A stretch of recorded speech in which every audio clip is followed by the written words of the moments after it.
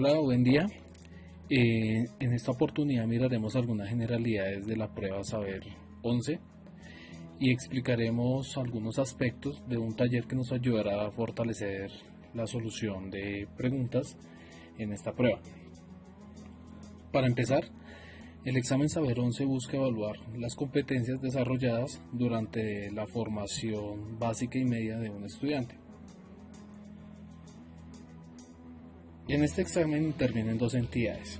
La primera, el Instituto Colombiano para la Evaluación de la Educación, más conocido como ICFES, quien mediante exámenes estandarizados evalúa la formación que se ofrece en el servicio educativo en distintos niveles. Por otro lado, está el Ministerio de Educación Nacional, quien define qué debe evaluarse en estos exámenes. A partir de los planes de estudio, la enseñanza en el aula, se establece en conjunto qué debe aprender el estudiante a lo largo de su formación. Los principales objetivos de la prueba son: comprobar el grado de desarrollo de competencias de los estudiantes que están por finalizar grado 11º, proporcionar elementos al estudiante para realizar una autoevaluación y el desarrollo de su proyecto de vida, proporcionar a las instituciones educativas de formación superior información sobre las competencias de los aspirantes, con la idea de que desarrollen programas de nivelación académica de tal forma que se prevenga la deserción a este nivel. Proporciona información a los establecimientos educativos que ofrecen educación media, en este caso los colegios, para que en un ejercicio de autoevaluación se consoliden y reorienten las prácticas pedagógicas.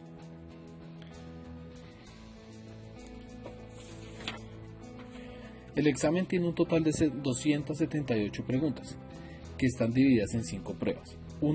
La primera, de lectura crítica, matemáticas, inglés, ciencias sociales y ciudadanas, la parte de ciencias naturales.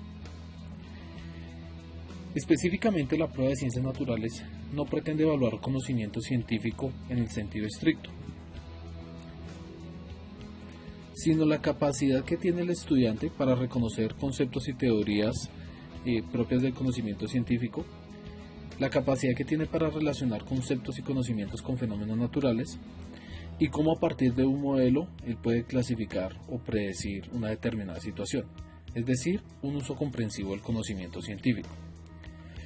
Que el estudiante tenga la capacidad de construir explicaciones de fenómenos observables con frecuencia, que tenga la capacidad de evaluar argumentos y modelos que expliquen un determinado fenómeno y que evalúe argumentos desde una postura propia de las ciencias naturales, es decir, que tenga la capacidad de explicar fenómenos naturales.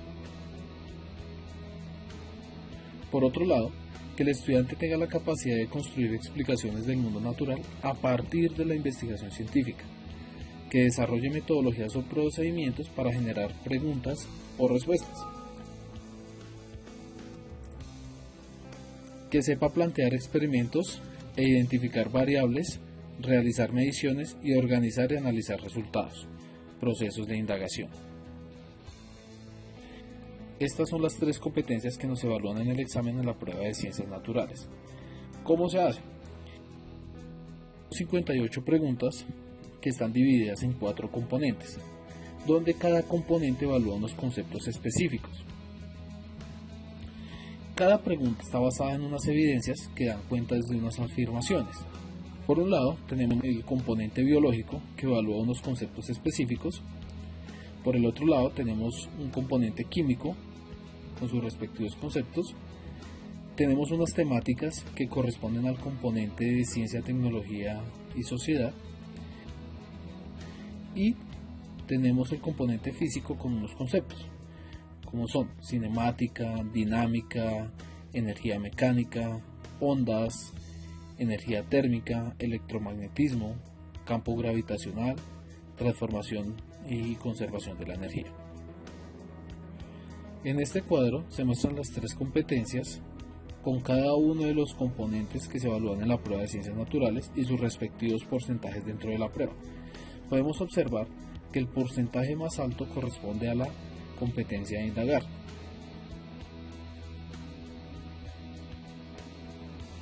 Ahora vamos a analizar una pregunta que corresponde al componente de física y que evalúa el concepto de electromagnetismo.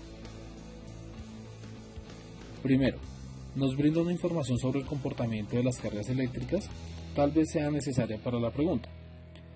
Segundo, se describe una situación en la que el estudiante debe usar conceptos de las ciencias naturales, en este caso la transferencia de carga eléctrica. Tercero, se enfatiza que para la respuesta se debe basar en la información que se le brinda, ya que las opciones de respuestas son soluciones posiblemente a otras situaciones, pero únicamente vamos a hacer énfasis a esta situación que nos están planteando. Y cuarto, se le pide al estudiante que describa qué pasó con la transferencia de carga eléctrica en esta situación, teniendo en cuenta esta información de acá. Es decir, hay una tarea o hay algo que el estudiante debe hacer. Tomémonos un minuto para que cada uno de ustedes escoja la respuesta que considere correcta.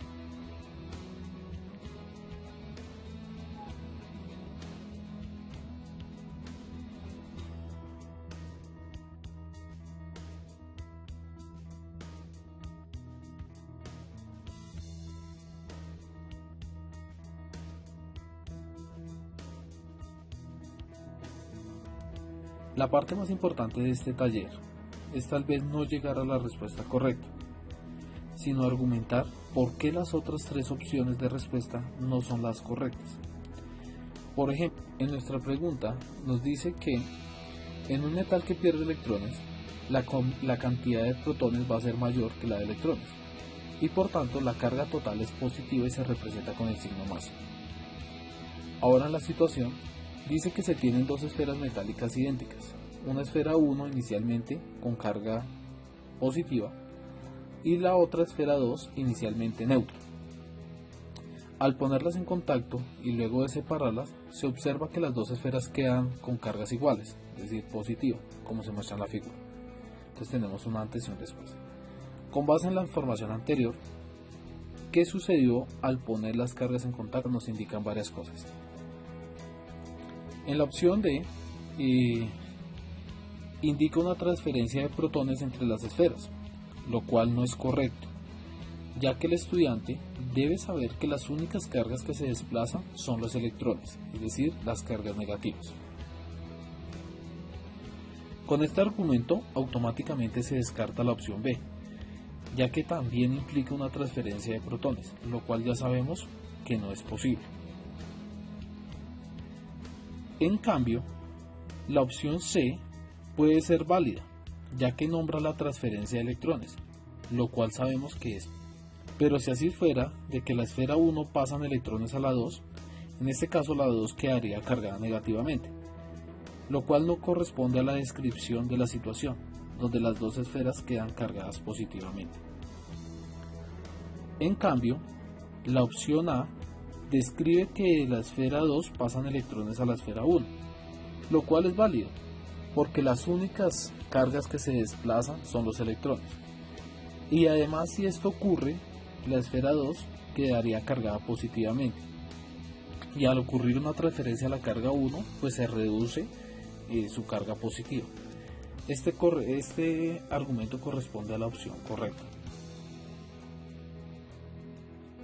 Todas estas opciones de respuesta por lo general obedecen a formas de pensar de los estudiantes, es decir, que se basan en argumentos.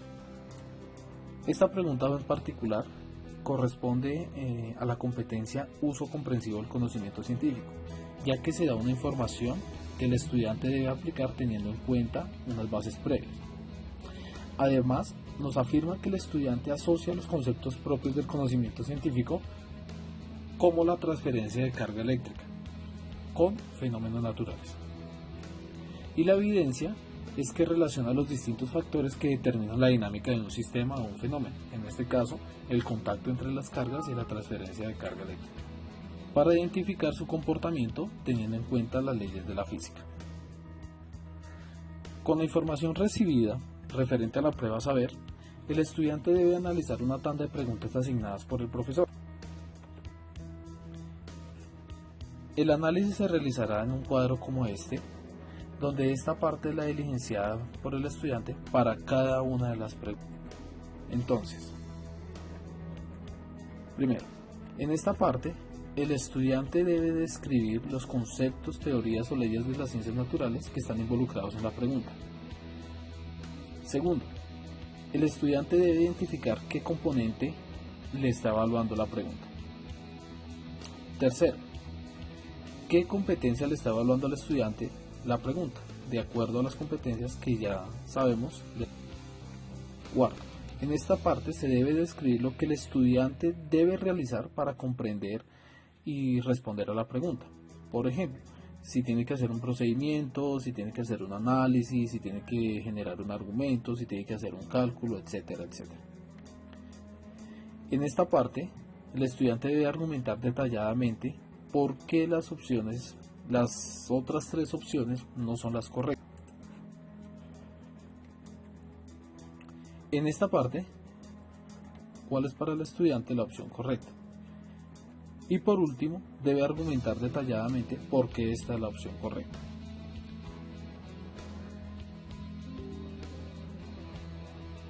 Espero que este ejercicio sea de gran ayuda para comprender un poco más quién nos evalúa, qué nos evalúa, para qué nos, y nos permita desarrollar agilidad, adquirir herramientas en la solución de preguntas y lógicamente obtener unos mejores resultados. Nos vemos en una próxima oportunidad.